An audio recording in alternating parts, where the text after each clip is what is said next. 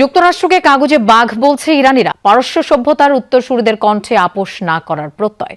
যুদ্ধবিরতি ঘোষণার সাথে সাথেই রাজপথে নেমে উল্লাস করে ইরানের মানুষ। তবে যুদ্ধবিরতির খবরে আপাতত স্বস্তি এলেও যুক্তরাষ্ট্র ইসরায়েলকে বিশ্বাস করতে পারছে না তারা।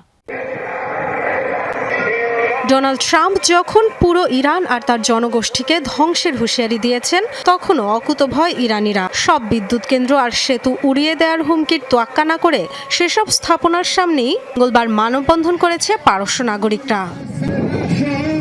শেষমেশ যুদ্ধবিরতির ঘোষণা। গভীর রাতে উল্লাসে ফেটে পড়ে ইরানিরা। রাজধানী তেহরানের ইনকিলাব স্কয়ারে জড়ো হন শত শত মানুষ। নারী, পুরুষ, শিশু যোগ দেন সব বয়সীরা। আমেরিকার উদ্দেশ্যে বলতে এসেছি, আমরা আপোষ করি না। বারবার একই ভুল করবেন না।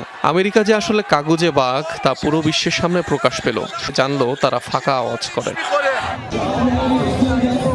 কেবল রাজধানী নয়, দেশ জুড়ে পথে পথে চলে আনন্দ মিছিল। মানুষের ঢলে বহু সড়কে বন্ধ হয়ে যায় যান চলাচল।